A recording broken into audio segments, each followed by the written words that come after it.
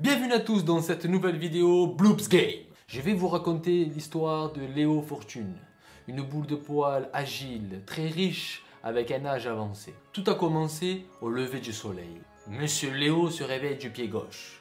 Il fut une découverte qui l'a rendu fou. Son or avait disparu. Mais le voleur était pernicieux, car il avait laissé une traînée d'or, telle des miettes de pain dans la forêt.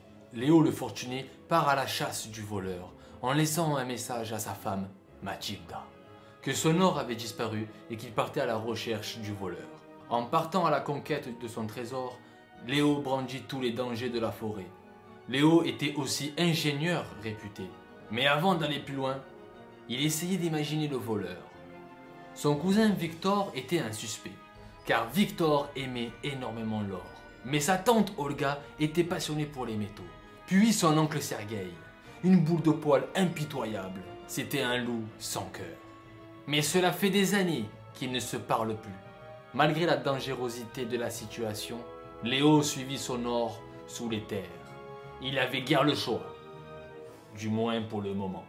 Il devait éviter tous ces pièges de l'enfer. Cette mine regorge des pics mortels. Grâce à son talent de génie, il se fut simple de se faire un chemin parmi tous ces pièges.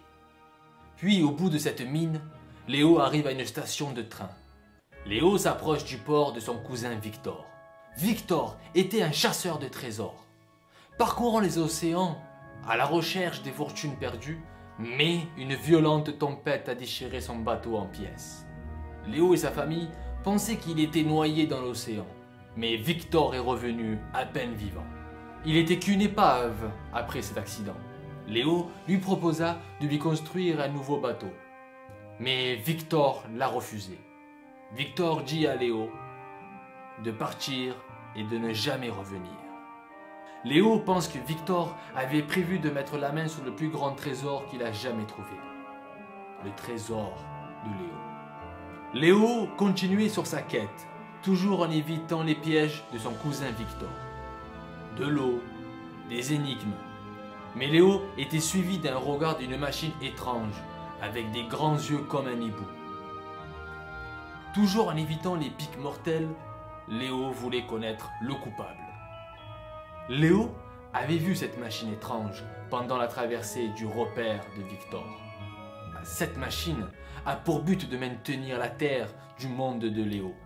Mais il semblait désormais hors d'usage. C'est la raison pour laquelle les choses étaient plus sauvages.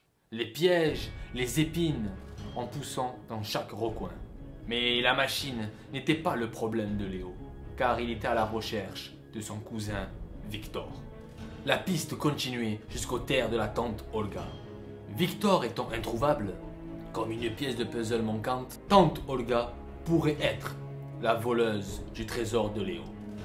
Tante Olga cherchait du métal en creusant les dunes pour construire des villes grandes et puissantes. Mais un vent sec est arrivé. De rage, tante Olga devait partir de ces terres. En revenant après cette tempête, les terres de tante Olga étaient en ruine. Tante Olga n'a plus rien construit après cet incident. Léo lui proposa de réparer ses créations. Tante Olga dit à Léo, « Regarde-toi dans un miroir, prends ton or et pars de chez moi. » La traversée des terres d'Olga était de plus en plus dangereuse. Léo devait être toujours à l'affût de tous ces dangers. Il y avait énormément de pièges. Les structures ne tenaient plus debout. Heureusement que cette boule de poil était agile pour son âge. Sa grande intelligence lui faisait avancer sur sa quête, malgré la mort qui lui sourit sur son chemin. Mais cette machine ne quitte pas des yeux de notre cher ami Léo. Mais qui était pour juger? Il dévorait le métal, comme n'importe lequel boule de poil vivant de ce monde. Il en avait besoin, certes, comme notre cœur a besoin de notre sang pour vivre.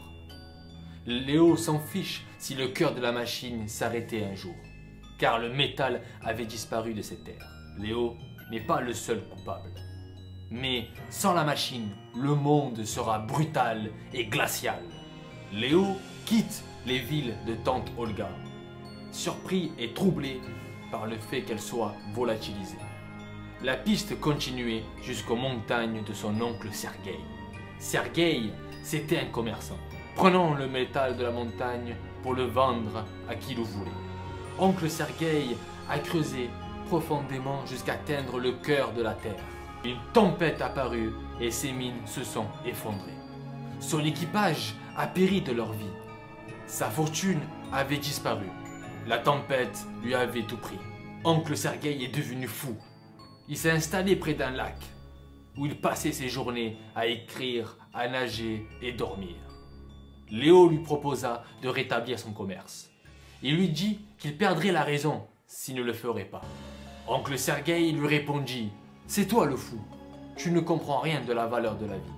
Disparais de ma vue, prends ton or et rentre chez toi. » Léo pense que son oncle Sergueï a toutes les raisons pour voler son or, pour reconstruire son commerce.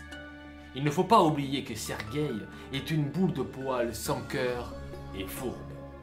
L'aventure de Léo sur les montagnes de Sergueï était très mortelle. La tempête était très dangereuse pour Léo. Les boules remplies de pics pouvaient lui tuer à tout moment. Les cascades d'eau étaient remplies de pièges plus fourbes que les uns que les autres. Il découvre des machines sorties tout droit des enfers. Léo se dit que seul un fou sans cœur peut créer ce genre de torture. Arrivé au bout du tunnel de cet enfer, il aperçoit son oncle Sergueï, ainsi sa tante Olga et son cousin Victor. Léo dit « Tous les trois, évidemment, comment ai-je pu ne pas le voir ?» Furieux, en criant très fort « Pourquoi vous m'avez volé mon trésor ? J'ai fait preuve de ma générosité pour vous. » Tante Olga, Sergueï et Victor demandent à Léo de se calmer. Plus de force pour cette boule de poil. Alors Léo obéit et écoute sa famille. « Nous n'avons pas pris ton or. Nous n'avons jamais voulu de ton or. » La famille de Léo commence à lui expliquer qu'ils veulent le tenir en laide. C'est pour cette raison qu'ils ont dispersé l'or à travers leur chemin.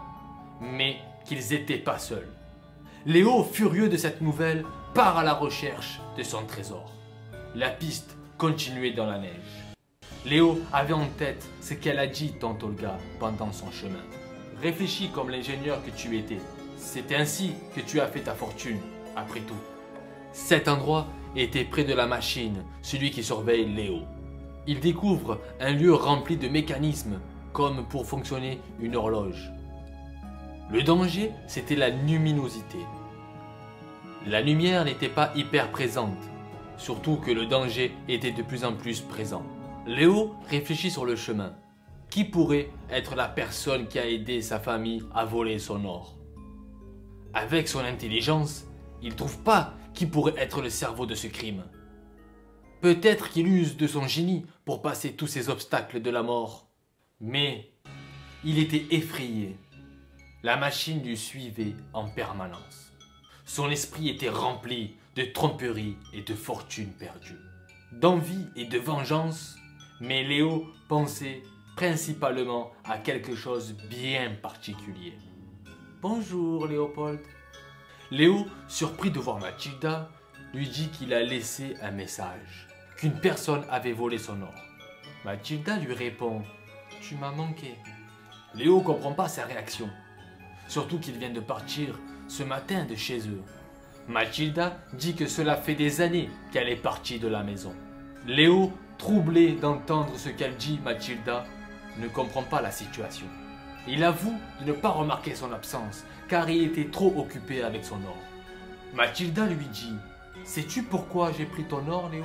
Léo lui dit tout bêtement « C'était toi ?»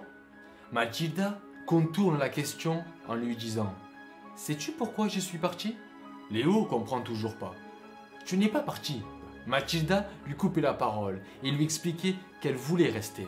Elle a essayé, mais l'or lui a rendu fou à Léo et lui volé sa gentillesse. Impossible pour Léo, il se dit toujours d'être aimable. Mathilda lui fait comprendre qu'avant sa fortune, Léo était une boule de poil simple et passionnée au début de leur rencontre. Et cela suffisait à Mathilda d'être heureuse. Et là, Mathilda lui dit que son or, il est dans le corps de la machine. Sans réfléchir, Léo répond qu'il est temps que je parte. Avant de partir, Mathilda lui pose une question. Sais-tu que la machine a besoin de métal pour que son cœur fonctionne? Léo répond avec dégoût. Les cœurs ne m'intéressent plus. Il rentre dans le corps de la machine avec le sentiment d'être trahi par son cœur. Mais pour lui, sa fortune était sa réussite, son combat, tous ses efforts pour arriver à obtenir le bonheur. Il ne comprend pas le pourquoi et le comment de la trahison de ses proches. Il prouve encore une fois qu'il est prêt à tout pour sa fortune. Pourquoi Mathilda lui fait sentir une pression dans son cœur? Il a enfin retrouvé l'or que Mathilda lui a volé. Mais Léo commence à réfléchir. Il remarque que la machine n'avait plus de métal à sa disposition. Il était sur le point de s'arrêter pour ne plus se réveiller. Léo pouvait lui offrir l'or car personne d'autre ne semblait le vouloir. Et de plus, la machine ne pourra pas lui refuser. Il pensait avoir terminé et rentrer chez lui. Mais la machine avait un souci. Les veines étaient fermées. Son cœur s'était arrêté.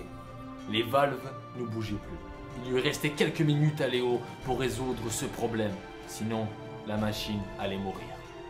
Léo, très courageux, rentre dans les veines de la machine. Il devait faire hyper attention à la lave de son or. Les énigmes de l'organisme de la machine étaient complexes. Heureusement que Léo est très talentueux dans ce domaine. Il le sait que les minutes comptent. Il brandit tous les obstacles sans faute. Il conduit cette lave de point en point en ouvrant tous les valves de la machine pour arriver au cœur de la machine.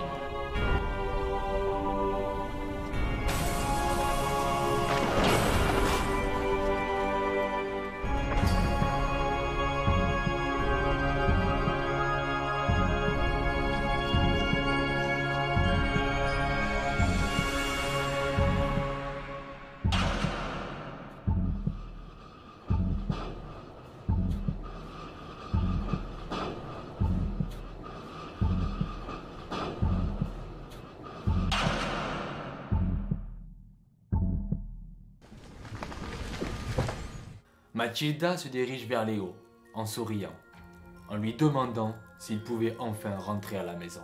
Léo rentre chez lui avec Mathilda. Et puis, il écrit dans son journal. « J'ai perdu mon or ce jour-là, tout mon or, pour une machine étrange, une merveille d'ingénierie. J'avais finalement atteint mon but. J'avais retrouvé ma fortune. »